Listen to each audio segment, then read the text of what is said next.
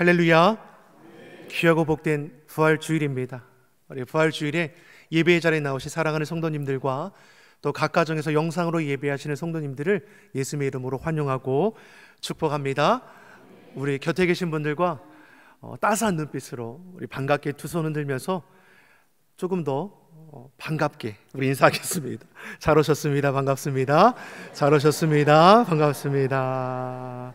우리 부활절이니까 이렇게 인사해야겠죠. 예수님 다시 사셨습니다. 예수님 다시 사셨습니다. 아멘이시죠? 예수님 다시 사셨습니다. 죄와 사망의 권세에 이기고 다시 사신 예수 그리스도, 그분이 우리의 구원주가 되십니다. 예수님의 십자가와 부활은 우리 기독교의 핵심입니다. 성도를 성도되게 하고 교회를 교회되게 하는 것은 바로 이 부활 신앙입니다. 죽음을 이기시고 승리하신 예수 그리스도, 예수님의 승리가 믿는 저와 여러분의 승리가 됨을 우리가 선포하시기 바랍니다. 저 한번 따라하겠습니다. 예수님 승리, 내 승리. 예수님 권세, 내 권세. 혹시 자신 없으신 분들이 계실까요? 앞쪽에서 소리가 크게 나는 것 같은데 뒤쪽에서는 마스크 썼다고 안 들리는 거 아닙니다. 우리 다시 한번 예수님 승리, 내 승리. 예수님 권세, 내 권세. 아멘. 부활 승리하신 예수 그리스도, 그분이 우리를 새롭게 하실 줄 믿습니다. 우리 모든 영광 하나님 앞에 우리 박수로 올려드리겠습니다. 감사합니다. 축복합니다.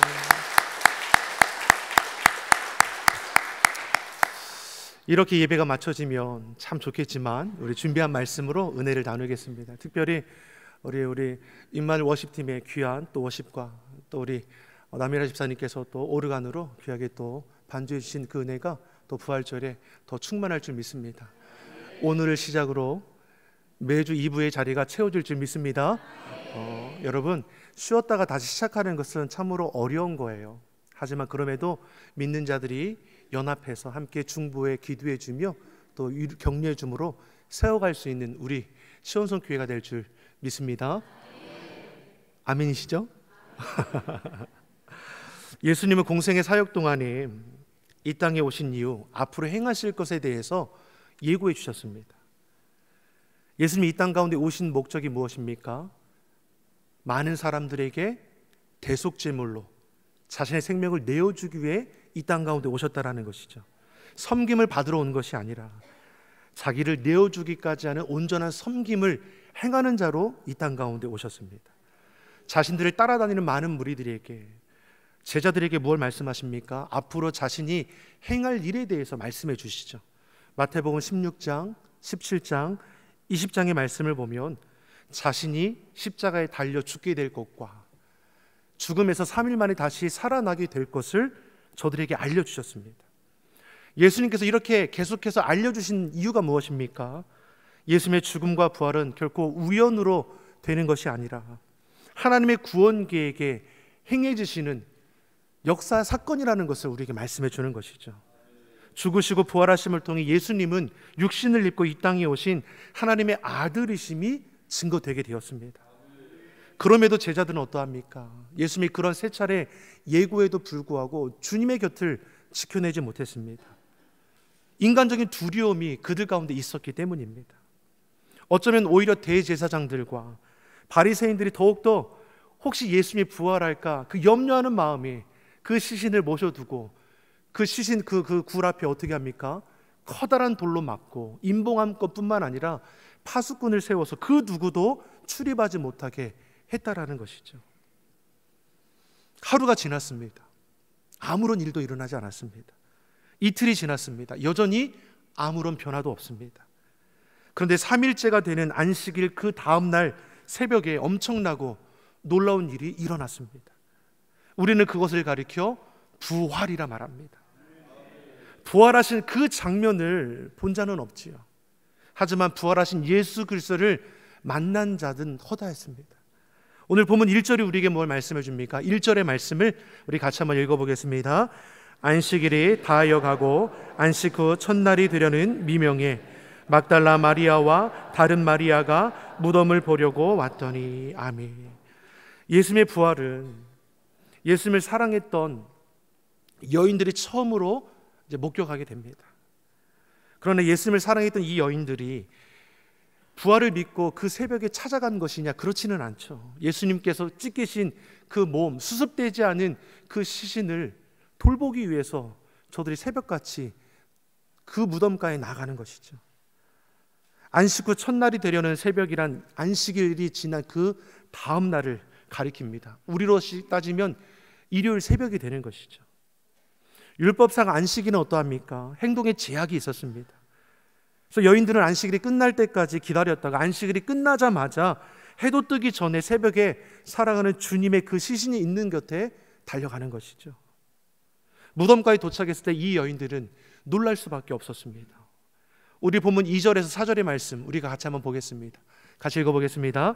큰 지진이 일어나며 주의 손자가 하늘로서 내려와 돌을 굴려내고 그 위에 앉았는데 그 형상이 번개 같고 그 옷은 눈같이 희거늘. 수직하던 자들이 저를 무서워하여 떨며 죽은 사람과 같이 되었더라. 아멘. 그들이 발견한 것이 무엇입니까? 형상이 번개와 같고 그 옷은 눈같이 흰 천사를 보게 됩니다. 여인들은 지진이 일어나면서 하늘에서 번개와 같은 형상 천사가 무거운 그 돌문을 굴려내고 그 돌 위에 앉아있는 장면을 보게 된 것입니다. 수직하던 자들, 무덤을 지키던 파수꾼들은 뭐라고 말씀합니까? 저를 무서워하여 떨며 죽은 사람처럼 되었다라고 했습니다. 무섭게 여겼다라는 것이죠. 예수님의 무덤에 찾아온 여인들, 예수님의 부활을 믿고 찾아온 것은 아니라 자신들이 살아가는 그 예수님의 시신을 수습하기 위해 찾아온 것이죠. 근데 무덤은 열려 있습니다.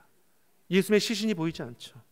그런 이 여인들이 생각하는 것이 무엇입니까? 누군가 혹 예수님의 시신을 훔쳐간 것은 아닌가, 이런 불안함을 갖고 있는 겁니다. 그러한 여인들을 향해 이 천사가 하는 말이 무엇입니까? 5절의 말씀을 우리 같이 한번 보겠습니다. 같이 읽어보겠습니다. 천사가 여자들에게 일러 가로되 너희는 무서워 말라. 십자가에 못 박히신 예수를 너희가 찾는 줄을 내가 아노라. 아멘. 천사는 두려워하고 불안해하는 여인들에게 세 가지의 놀라운 메시지를 증거해 주죠. 이 세 가지 메시지가 우리에게도 위로가 되고 능력이 되기를 예수님의 이름으로 축원합니다. 첫 번째 어떤 메시지입니까? 무서워하지 말라라는 것이죠. 사랑하는 성도 여러분, 무서워하지 마십시오. 놀라지 마십시오. 오늘 많은 사람들이 주의 몸된 교회에 나옵니다. 근데 문제는 예수를 믿고 교회에 다니면서도 불구하고 늘 염려와 두려움 가운데 살아간다는 것이죠. 본문의 여인도 마찬가지입니다. 예수님을 사랑하고 믿고 따르면서도 어떻습니까? 불안함과 두려움이 저들 가운데 늘 있었다라는 것이죠. 왜 그렇습니까? 부활 신앙이 없기 때문이죠. 교회에 나오더라도 십자가를 분명히 바라보지 못하는 사람은 자신의 죄가 용서받았는지 용서받지 못했는지 의심한다라는 것입니다. 그래서 늘 죄책감 가운데 갈등 속에서 사유함을 누리지 못하는 그런 성도들이 얼마나 많은지 모릅니다. 내가 교회 열심히 나오면 주님이 나를 용서해 주실까? 내가 예물을 많이 드리면 주님이 조금 더 나를 바라봐 주실까? 내가 전도를 많이 하면 하나님이 내 죄를 조금 더 많이 용서해 주실까? 예수를 믿는다고 하면서 이러한 생각에 사로잡힌 경우가 있다라는 것이죠. 사랑하는 성도 여러분, 이미 우리는 행위와 상관없이 우리의 모든 죄는 예수 그리스도의 보혈로 깨끗함을 입었습니다. 그러나 부활신앙이 없는 자들은 자신의 죄가 용서받았음에도 불구하고 계속 불안에 떠는 것이죠. 미래가 불안합니다. 세상살이가 불안합니다. 예수님 과연 살아나셨습니까? 예수님 지금 내 안에 역사하십니까? 계속 의심하는 것이죠.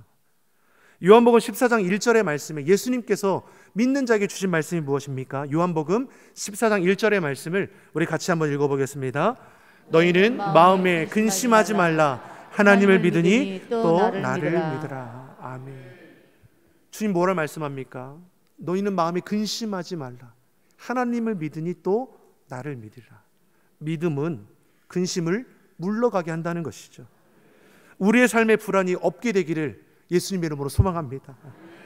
염려가 두려움이 떠나가기를 간절히 바랍니다. 우리가 죽음 앞에서도 담대할 수 있는 것은 부활의 소망이 있기 때문 아닙니까?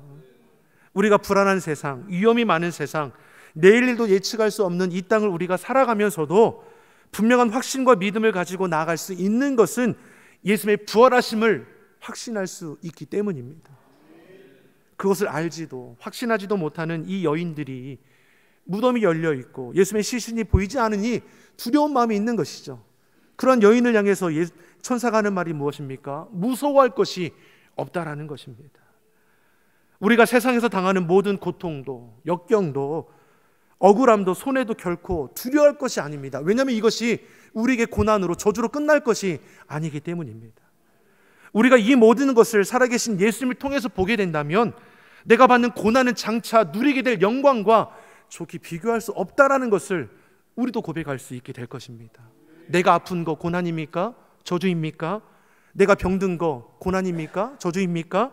내가 실패하는 거 저주입니까? 세상의 억울함 저주입니까?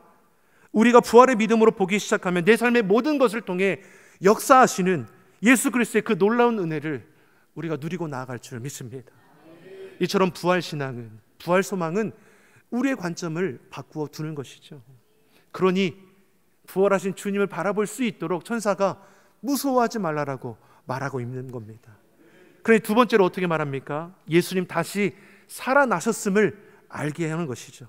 우리 본문 6절의 말씀을 같이 한번 읽어보겠습니다. 같이 보겠습니다.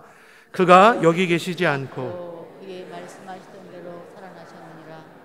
와서 그의 누우셨던 곳을 보라. 아멘.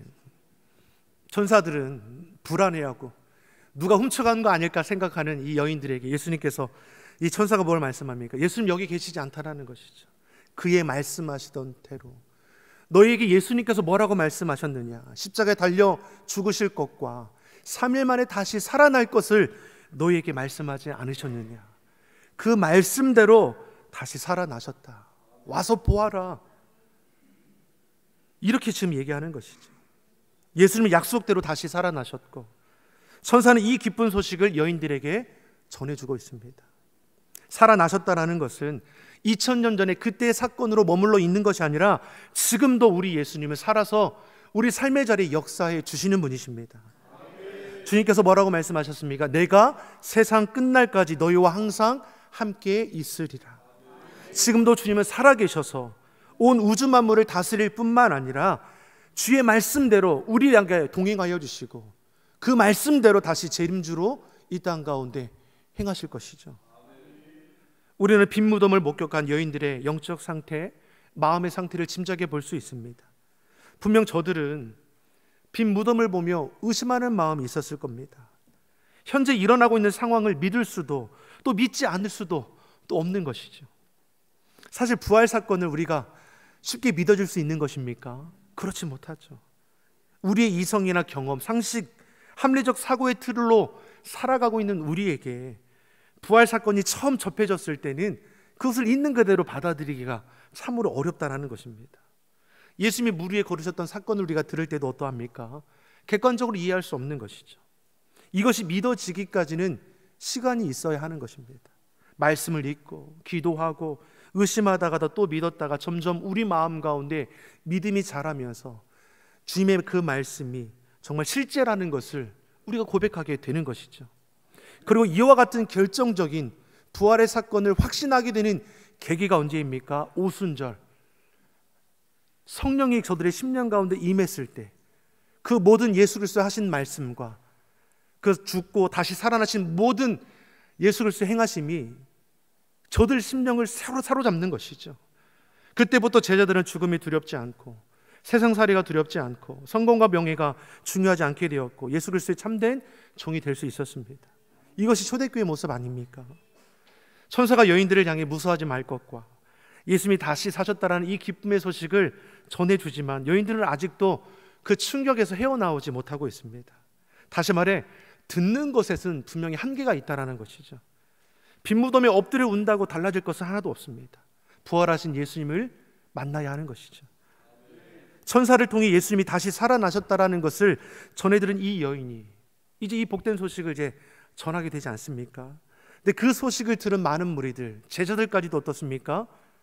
바르게 믿지 못하는 것이죠. 제자 중에 도마는 어떤 말을 합니까? 예수님이 다시 사셨다라는 이 소식을 들었을 때 나는 예수님의 그 못자국 난 손을 내가 직접 보고 만져보고 창자국 난 그 옆구리에 내 손을 들여보아야지 나는 그때 믿겠다라는 것이죠. 그러한 제자를 향해 예수님께서 하신 말씀이 무엇입니까? 믿음 없는 저를 책망하십니까? 아니죠. 손을 내밀어서 내 손을 만져보고 내 옆구리에 손을 대보라고 말씀하십니다. 왜 그렇습니까? 그렇게 해서라도 믿음 없는 자가 되지 말고 믿음 있는 자가 될 것을 말씀하는 것이죠. 그때야 도마가 대답하기를 뭐라고 합니까? 나의 주시며 나의 하나님이십니다. 여러분, 듣는 것은 한계가 있죠. 부활하신 예수님 우리가 만나야 합니다. 예수 그리스도가 내 삶의 주인 되심을 우리가 경험해야 하는 것이죠. 세 번째로 천사가 여인들에게 전하는 말씀이 무엇입니까? 가서 전하라는 것이죠. 가라는 겁니다. 본문 7절의 말씀을 우리 같이 한번 읽어보겠습니다. 또 빨리 가서 그의 제자들에게 이르되 그가 죽은 자 가운데서 살아나셨고 너희보다 먼저 갈릴리로 가시나니 거기서 너희가 배우리라 하라. 보라, 내가 너희에게 일렀느니라 하거늘. 아멘.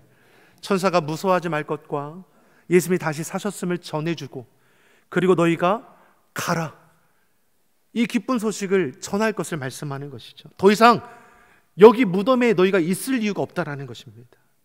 무덤은 절망의 자리이고 실패의 자리고 죽음의 자리입니다. 하지만 예수님은 이곳에 계시지 않습니다. 예수님은 사망 권세에 이기시고 다시 사셨습니다. 그러니 가서 전하라고 우리에게 말씀하는 것이죠. 예수님의 3대 사역이 무엇입니까? 가르치고 전파하고 치유하는 겁니다. 주의 복음 들고 세상 가운데 나아갈 것을 우리에게 말씀하는 것이죠. 너는 말씀을 전파하라. 때를 얻든지 못 얻든지 항상 주의 일에 힘쓰라라고 했습니다. 고인물은 썩게 되어 있죠. 하나님 믿는 자들도 어떻습니까? 교회 안에만 우리끼리만 머물고 있으면 이러려고 예수님께서 주의 몸된 교회를 세운 것은 아니죠. 죽음을 이기고 다시 사신 예수 그리스도, 우리를 향한 그 크신 사랑을 우리도 나아가 증거하고 선포하는 자가 되어야 할 것입니다. 사랑하는 성도 여러분, 예수님은 사망 권세에 이기고 부활 승리하셨습니다.